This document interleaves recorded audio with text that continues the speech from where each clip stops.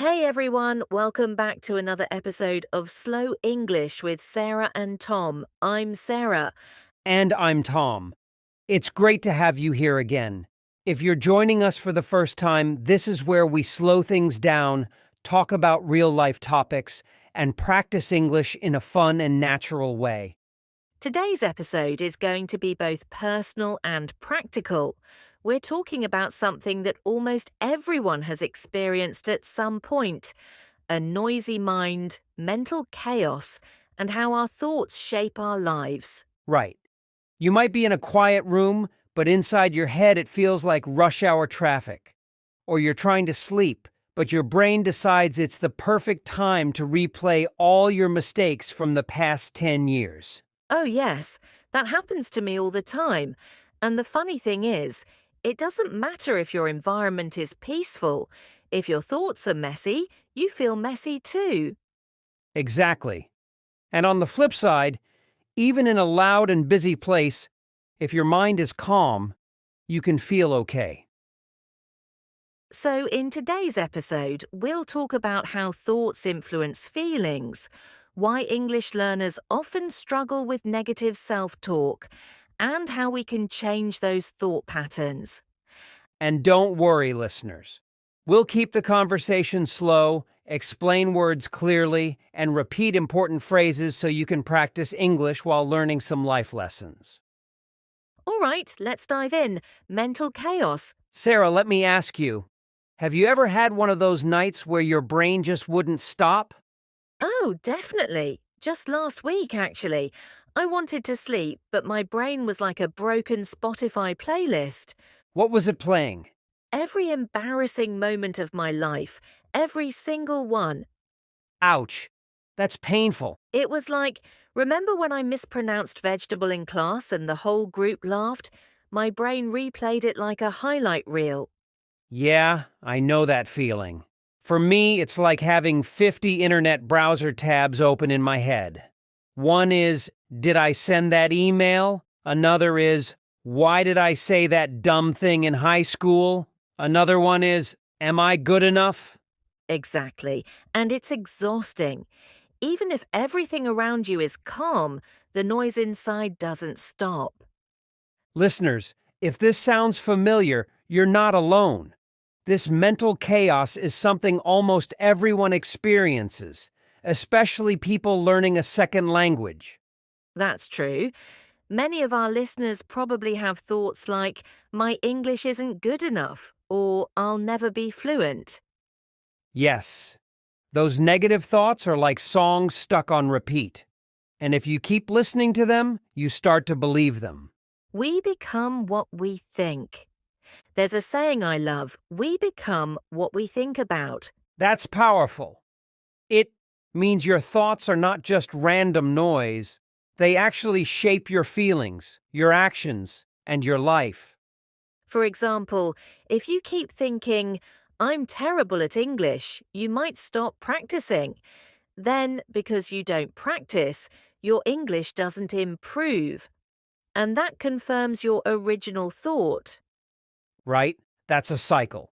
Negative thought, no action, worse result, stronger negative thought. On the other hand, if you think, I'm improving little by little, you'll feel motivated to practice more. Then you'll actually improve, and your positive thought gets stronger. So it all starts with the thought. Yes, not the environment, not the situation, but the thought in your mind. Story of Thomas. This reminds me of my friend Thomas. Oh, yes, I know him. He's been learning English for years, right? Exactly, and he often says, I'm just not a language person. But that's not true. I know, but he compares himself to classmates who learn faster. And the more he compares, the more he believes he'll never be fluent. That's sad. Because in reality, he's not bad at English. It's just that his negative thoughts stop him from practicing. Yes, and that's the danger of mental chaos. It convinces you of things that aren't even true. Philosophy example. You know, this reminds me of a quote by Marcus Aurelius. The Roman emperor? Yes, He said, "You have power over your mind, not outside events. Realize this and you will find strength." Wow, that's deep. So basically, we can't always control what happens around us, but we can control our thoughts about it. Exactly. You can't stop the rain, but you can decide whether it ruins your mood. Or Thomas can't control how quickly other people learn English, but he can control whether he feels crushed or motivated by that fact. Yes, that's the power of choice, how to guide your thoughts. Okay, but here's a big question. How do you actually guide your thoughts? They feel automatic. Good point. You can't just flip a switch. But you can practice. First, notice your thought patterns. Second, ask better questions. For example, Instead of asking, "Why am I so bad at English?" ask, "What can I do today to improve a little bit?" that's clever. The first question makes you feel broken. The second question gives you a solution. Exactly. Small change in language, big change in result. Environment matters too. You know, Sarah, earlier you said environment doesn't matter as much as our mind. But I think environment still plays a role. True, environment can support our mind. Like when I couldn't focus at home because my bed and Netflix were too tempting, I went to a coffee shop to study. Yes, and in the coffee shop, your mind worked better because the environment supported it. So the idea is, you don't rely only on willpower. You design your environment to make good thoughts easier. Exactly. It's not about being strong all the time, it's about being smart. Discipline and self-talk. This connects to discipline too. Many people think discipline means forcing yourself to do things you hate. But real discipline is when your thoughts and actions work together in harmony. For example, instead of thinking, "I hate exercising," you think, "Exercising is how I care for myself." That small change makes it easier to do the action. Yes, because when your thoughts support your actions, discipline feels natural, not forced. And this applies to English learning too. Instead of thinking, ugh, I have to study English, think, studying English is how I open new doors in my life. Beautifully said. Practical English for listeners.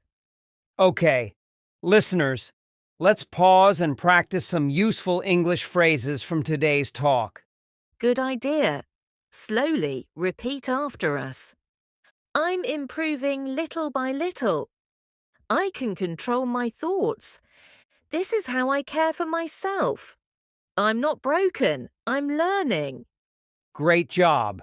Say them again later today and tomorrow and the next day. The more you repeat, the stronger those thoughts will become. Mind is a garden. You know what our mind is like? What? A garden. Interesting. Explain. Every thought is like a seed. If you keep planting negative seeds, "I can't do it," "I'm not smart," you'll grow weeds. But if you plant positive seeds, I'm learning, I'm improving, you'll grow flowers. Exactly. And the garden doesn't change overnight. It takes time, patience, and daily care. Just like learning English. Wrapping up. So today we talked about noisy minds, negative thoughts, and how to guide our thinking. We learned that our environment can support us, discipline comes from harmony, and our mind is like a garden. And most importantly, we remembered that we become what we think about. Listeners, take this with you today. Your thoughts are powerful, but you are more powerful than your thoughts. Beautiful. Thanks for joining us today, everyone. Keep practicing, keep planting good thoughts, and keep learning English slowly with us. Until next time. Bye, everyone. Bye.